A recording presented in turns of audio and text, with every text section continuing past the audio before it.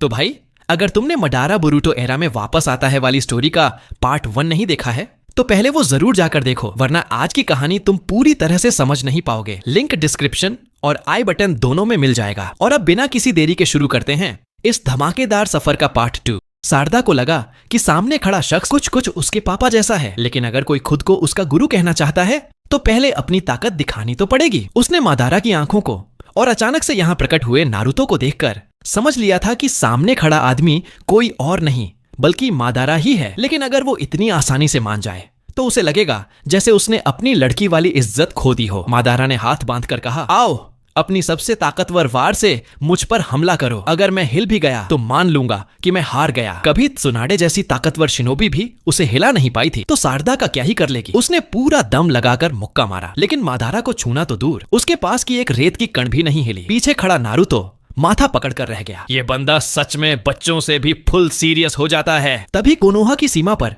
एक space portal खुला और उससे सास्के बाहर आया। वो सीधे होकागे ऑफिस पहुंचा और नारुतो को देखकर खुश हो गया। नारुतो ने तुरंत बताया कि मादारा फिर से जिंदा हो गया है। सास्के हैरान, तू कहीं ओवर टाइम करके पागल तो नहीं हो गया? फिर उसने बताया कि ओत्सुत्सुकी जल्द ही आने वाले हैं और वो गांव में रहकर तैयारी करना चाहता है। नारुतो बोला, पहले वो सब छोड़, मादारा सच में वापस आ गया है और इस बार वो शारदा का गुरु बन चुका है। ये सुनते ही सास्के की शारिंगन चमक उठी। उसने पूछा कि मादारा कहाँ है और तुरंत निकल पड़ा। नारुतो ने तुरंत सासुके को रोका और बोला, अभी गुस्सा करने का वक्त नहीं है। आज का मादारा पहले जैसा नहीं है। इस बार वह हमारी टीम का अहम साथी है ओत्सुत्सुकी को हराने के लिए। सासुके भी समझ रहा था कि इस वक्त निंजा आपस में लड़ने का नहीं, लेकिन अब जब मादारा उसकी ट्रेनिंग ले रहा है, सासुके को खुद पक्का करना था कि वह किसी खतरे में नहीं है। नारुतो कुछ नहीं बोला, बस दूर जाते हुए सासुके को देखता रहा। तभी शिकामारु आया और पूछा, उसे अकेले जाने देना ठीक रहेगा ना? कोई गड़बड़ तो नहीं होगी? नारुतो हल्का मुस्कुराया, मुझे सासुके पर भरोसा है, वो संभाल लेगा। इधर मादारा लीफ विलेज के बाहर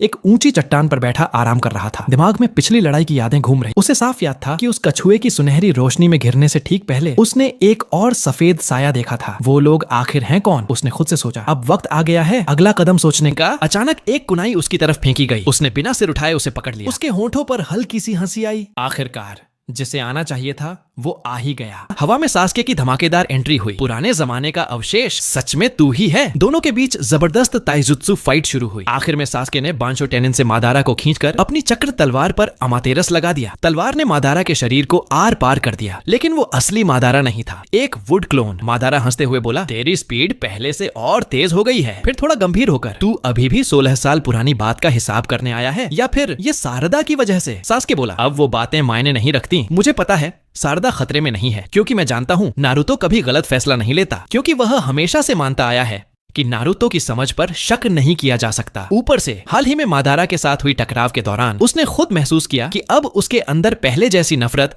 और मारने की इच्छा नहीं रही। इस बार उसका असली मकसद मादारा से ओत्सुत्सुकी के बारे में बात करना था। जब उसे पता चला कि मादारा जिस ओत्सुत्सुकी से टकराया था वो उस ओत्सुत्सुकी से बिल्कुल अलग था जिससे वह खुद ग्रे नाइट स्पेस में मिला था, तो सास्के की भौहें अनायास सिकुड़ गईं। इतने सारे उस कबीले के लोग, उसने सोचा। उसे डर था कि जल्द ही धरती पर एक बहुत बड़ा युद्ध छिड़ने वाला है। मादारा ने सास्के के चेहरे के भाव देखकर जोर से हंस दिया। वो पुराना जिद्दी और नादान लड़का अब थोड़ा बड़ा और समझदार हो गया है, उसने कहा। सास्के ने ठंडे अंदाज में उठते हुए एक हल्की सी हम्फ की आवाज निकाली। उसे उम्मीद नहीं थी कि मादारा के अंदर ऐसा एक और पहलू भी छिपा होगा। उसने उसे चेतावनी दी कि बोरुतो को और भड़काने की कोशिश न करे, खासकर चूनिन एग्जाम में हार के बाद। फिर वो तेजी से वहां से चला गया। अब जब उसने नारुतो और सास्के से बात कर ली थी तो मादारा को अनायास वो वक्त याद आ गया जब वह हाशिरामा के साथ मिलकर गांव बना रहा था। अगर उस वक्त वो ब्लैक जेट्सू की चाल में न फंसा होता तो शायद आज उनका रिश्ता भी वैसा ही होता जैसा अब है। लेकिन जैसे ही तोबिरामा की मौजूदगी याद आई, उसने सिर हिला दिया। अब वक्त आ गया है अपनी ताकत बढ़ाने का, उसने सोचा। पुराने व्हाइट जेट्सू के इकट्ठा किए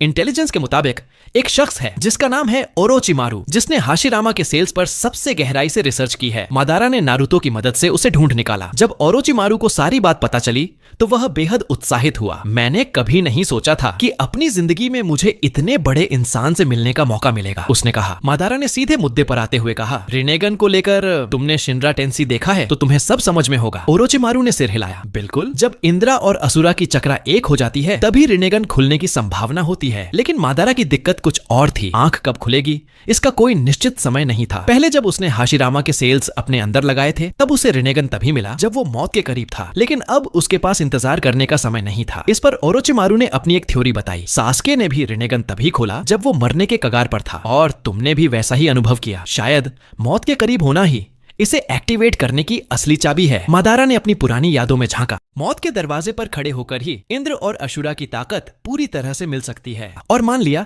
कि बात में दम है। ठीक है, सबसे पहले तो सेल्स ट्रांसप्लांट करते हैं, उसने कहा। ओरोचिमारू पहले से ही बेसब्री में था। आखिर उसे खुद मादारा उचिहा पर ऑपरेशन करने का मौका जो मिल रहा था। उसने अब तक के सबसे शुद्ध हाशिरामा सेल्स निकाल कर रखे थे और साथ ही चेतावनी दी कि इस सर्जरी में बड़ा रिस्क है। तुम तैयार हो? उसने पूछा। मादारा ने ठंडे लहजे में कहा, ज्यादा बातें मत करो, शुरू करो। कई घंटे बाद सर्जरी पूरी तरह सफल रही। उसने महसूस किया कि हाशिरामा की ताकत उसके शरीर में लगातार बह रही है। बुरा नहीं, उसने हल्की मुस्कान के साथ कहा। वे बाहर निकले और मादारा ने हाथ जोड़ते हुए डीप फॉरेस्ट इमरजेंस तकनीक चलाई। जमीन हिल गई, पेड़ फूट पड़े और कुछ ही पलों में उनके सामने एक विशाल जंगल खड़ा था। ओरोचिमारू के मुंह से हैरानी में बस वाह निकला। परफेक्ट, उसने कहा। मादारा ने अपनी छाती पर उभरते हाशिरामा के चेहरे को देखा और हल्की सी मुस्कान दी। अब बस रिनेगन खुलने का वक्त आने दो। उसने तय किया कि अब वो अपने शिष्य को ट्रेन करेगा। वो और सारदा एक क्लिफ के पास पहुंचे। वहां उसने सबसे पहले सारदा की चक्रा टाइप टेस्ट की। प्राइमरी नेचर लाइटनिंग और फायर निकली, जबकि सेकेंडरी नेचर विंड, अर्थ, वाटर और यिन थी। हालांकि यह पूरी नहीं थी, लेकिन फिर भी उसे एक तरह का जीनियस कहा जा सकता है। जब मादारा ने उसकी तारीफ की तो सारदा थोड़ी उदास होकर बोली, मैं तो अभी सिर्फ 3 टोमोए वाला शारिंगन ही जागा पाई हूँ। इस पर मादारा ने तुरंत जवाब दिया, इसका टैलेंट से कोई लेना देना नहीं है। ये तो बस इस बात का सबूत है कि तुम्हारी पीढ़ी का बचपन बहुत सुखमय रहा है। शारिंगन जैसी चीजें जब वक्त आएगा खुद ब खुद खुल जाएंगी। सिंपल टेस्ट पूरा करने के बाद उसने तय किया कि वो सारदा को पहले एक high level fire jutsu, fire release, great fire annihilation सिखाएगा। डेमो शुरू करने से पहले उसने उसे कहा कि वो शारिंगन से उसके हैंड साइन कॉपी करे। अगले ही पल मानो दुनिया को जला देने वाली आग उसके मुंह से निकल पड़ी। सारदा की आंखें हैरानी से चौड़ी हो गईं। क्या ये सच में सिर्फ एक निंजुत्सु है? उसने मन ही मन सोचा। मादारा के प्रति उसकी श्रद्धा और बढ़ गई। बात खत्म होते ही उसने ट्रेनिंग शुरू कर दी, जबकि मादारा अकेले ही जंगल के अंदरूनी हिस्से में चला गया। टाइम ट्रैवल के बाद से उसके मन में एक बात थी जिसे वो कंफर्म करना चाहता था। उसने हाथ जोड़ते हुए समनिंग जुत्सु एक्टिवेट किया और जैसा उसने सोचा था वही हुआ। क्यूबी 9 पूंछ का विशाल शरीर अचानक उसके सामने प्रकट हो गया। वो वही क्यूबी था जिसे उसने अपनी टाइमलाइन में वश में किया था, और अब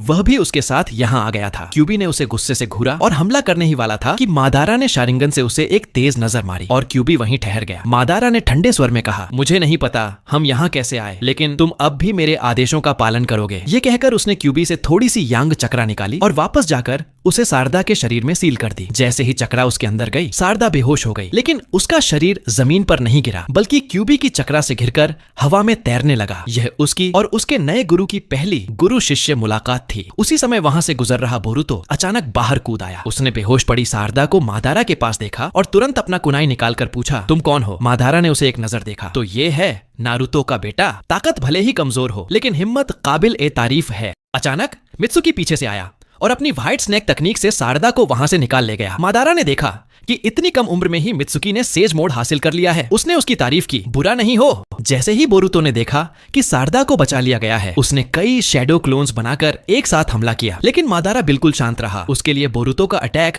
मानो कागज का बना हो। उसने एक हाथ से बोरुतो की असली बॉडी को पकड़कर बगल में फेंक दिया। बोरुतो ने हवा में बैकफ्लिप लेते हुए lightning style thunder clap arrow तकनीक शुरू करने की कोशिश की, लेकिन तभी उसने देखा कि सारदा जाग चुकी थी। सारदा ने जोर से कहा, बोरुतो रुको, ये मेरे गुरु हैं। बोरुतो हक्का बक्का रह गया। गुरु? सारदा का कोई गुरु है? वो सोच में पड़ गया। जब उसे पता चला कि उसके सामने खड़ा व्यक्ति कोई और नहीं बल्कि मादारा उचिहा है, तो पहले तो वह दंग रह गया। फिर सिर हिलाते हुए बोला, जिसे मेरे निकम्मे बाप नारुतो ने हरा दिया वो डरने लायक नहीं। आमतौर पर मादारा बच्चों से उलझता नहीं था, लेकिन आज उसने ठान लिया था कि नारुतो के बेटे को थोड़ा सबक सिखाया जाए। उसने शारिंगन खोला और बोरुतो पर सीधा जेंजुत्सु डाल दिया। पल भर में बोरुतो खुद को एक रहस्यमय और अनंत खालीपन से भरी दुनिया में खड़ा पाया।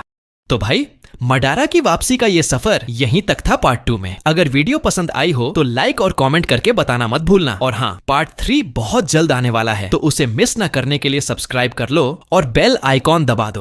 चलो मिलते हैं अगले धमाकेदार पार्ट में। तब तक के लिए ये था एनिमे सुख। धन्यवाद और बने रहो हमारे साथ।